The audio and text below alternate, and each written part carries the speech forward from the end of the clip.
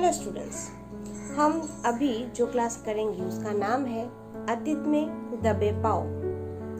हम लोगों ने पिछले क्लास में हमारे जो ओम धानवी है यानी हमारा जो लेखक है उनके बारे में हमने जाना, हमने पढ़ा और हमने ये भी बोला था कि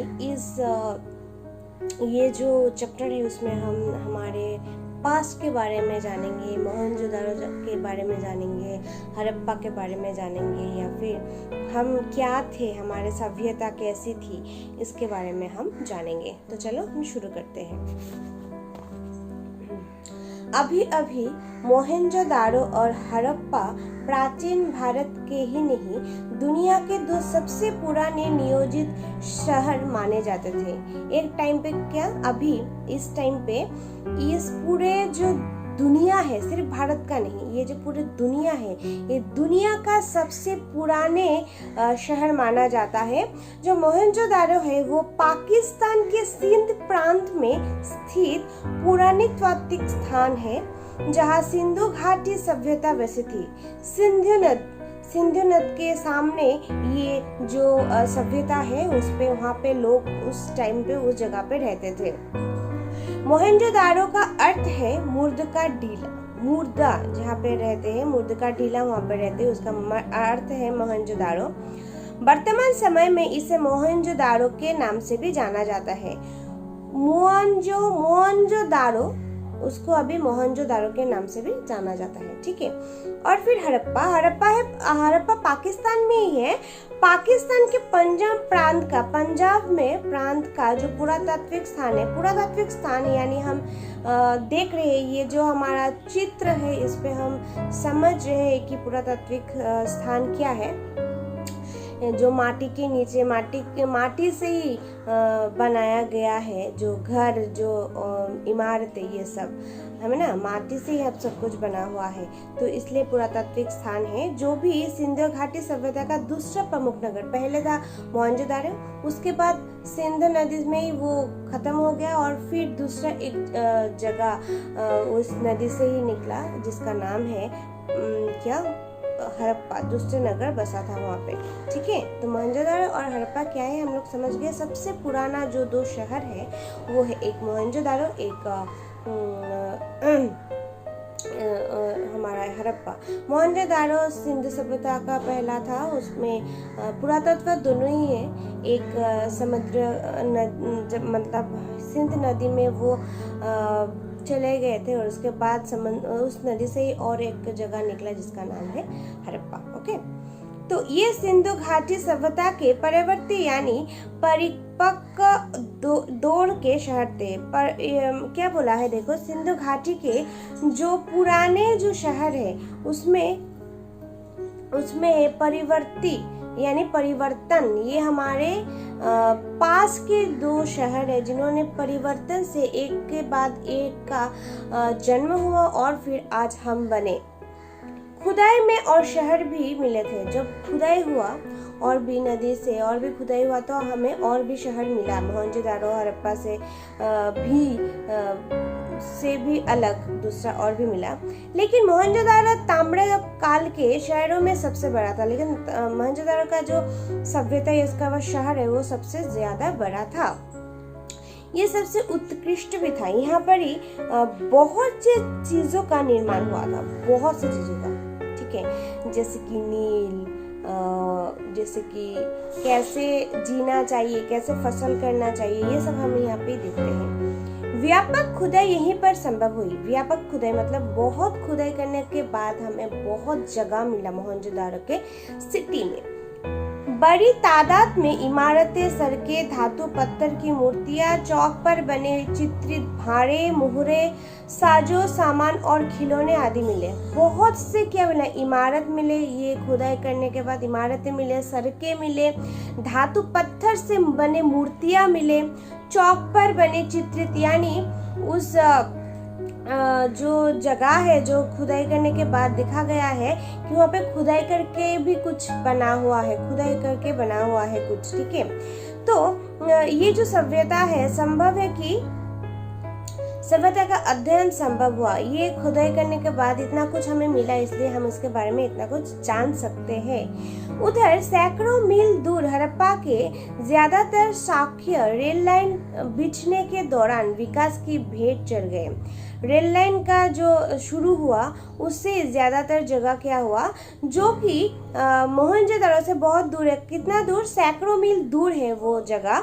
ज़्यादातर साक्ष्य वो जो जहाँ जो मिला हमें हड़प्पा से, वो रेल लाइन जब शुरू हुआ उससे बहुत ज़्यादा उसका विकास वहाँ से ही घटना शुरू हो गया था। मोहनजोदड़ो के बारे में धारणा है कि अपने दौर में वो घाटी का सभ्यता का केंद्र रहा था। मोहनजोदड़ो क्या था? जो घाटी मतलब जो क्या बोलते हैं उसको, जो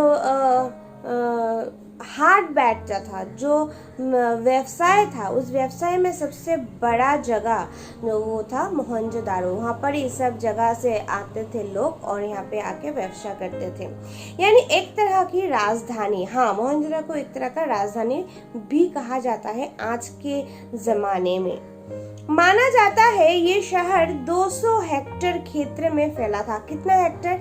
ये शॉर्ट क्वेश्चन आ सकता है। कितने हेक्टेयर शहर ये कितने हेक्टेयर का शहर है? वो है 2 हेक्टेयर, 100 हेक्टेयर का जगह है। आबादी कोई 85,000 था। यहाँ पे जो लोग रहते थे वो कितने थे? 85,000। जाहिर है 5,000 साल पहले ये आज के महानगर की परिभाषा को भी लांघता था। तो ये बोला जा ही सकता है कि 5,000 साल पहले इसे क्या कहा जा सकता था? महानगर। क्योंकि आज का जो महानगर है वैसे ही लोग या उसका जो मतलब फैला हुआ जगह है वो एक महानगर की तरह ही है। दिलचस्प बात यह है कि सिंधु घाटी मैदान की संस्कृति थी, पर पूरा मोहनजोदड़ो छोटे मोटे टीले पर आबाद थी। क्या बोला? दिलचस्प जो मजेदार बात यह है कि सिंधु घाटी के जो मैदान है वो संस्कृति है, उसका जो नींव है उसमें क्या है? छोटे मोटे टीले का ही आबाद है, जहाँ पे छोटा छोटा हाट बैठता था, छोटा छोटा मुद्दा आता था तो मुद्दे को लेकर काम करना, ये सब आबादी यहाँ पे रहता था। ये ढीले प्राकृतिक नहीं थे। ये जो ढील आते थे यहाँ पे वो प्राकृतिक यानी नेचुरलिटिक नहीं था। कच्ची और पक्की दोनों तरह की ईंटें से धरती की सतह की ऊंचा उठाया गया था ताकि सिंधु का पानी बाहर पसर आए तो उससे बचा सके।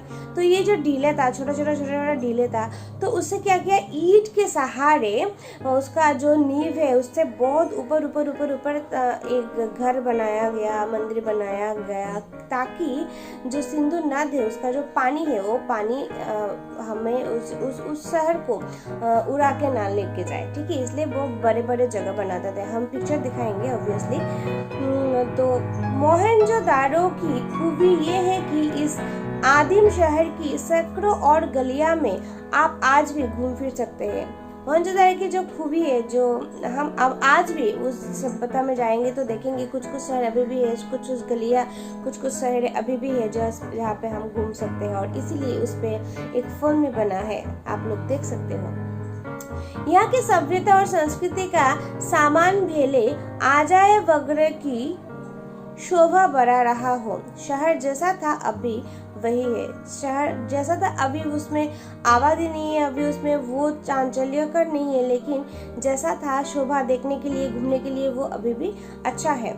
आप इसकी किसी भी दीवार पर पीठ टिकाकर सुस्ता सकते हैं, मतलब आराम ले सकते हैं। वहाँ पे किसी भी दीवार पे बैठ के हम आराम ले सकते हैं।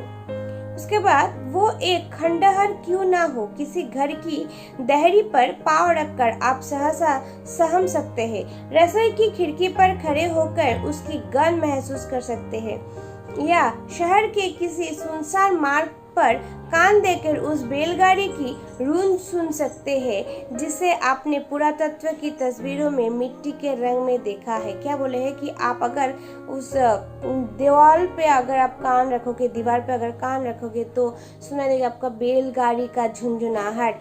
आप गंध महसूस करते हो, रसोई का गंध महसूस कर सकते हो। आप यहाँ पे जो वहाँ पे जाने से वहाँ का जो क्या बोलते हैं, जो अपनापन है उसे आप महसूस कर सकते हो अभी भी।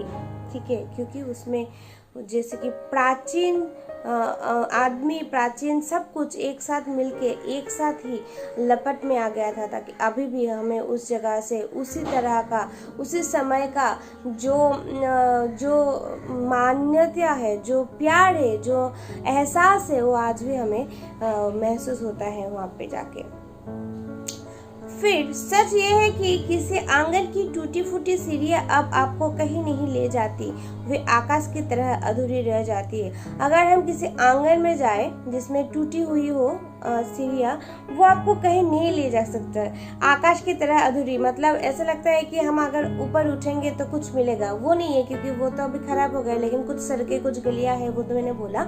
लेकिन जो सीढ़ियाँ है, आप अगर सीढ़ियाँ को देखोगे ना तो लगता है कि सीढ़ियाँ मुझे कुछ जगह पे ले जाएगा, लेकिन नहीं, वो सिर्फ आकाश ही दिखा सकता है। ऊपर में जाने से आपको आकाश थोड़ा ज़्यादा दिखाई पड़ेगा, इससे ज़्यादा और कुछ नहीं, क्योंकि अब अधूरा हो जाती है ना आकाश की तरफ। जो मतलब लगता है कि हम इस सीढ़ी पे चढ़ेंगे तो हम आकाश पहुंच सकते हैं, लेकिन वैसा नहीं है। लेकिन उन अधूरे पायदानों पर खड़े होकर अनुभव किया जा सकता है कि आप दुनिया की छत पर है।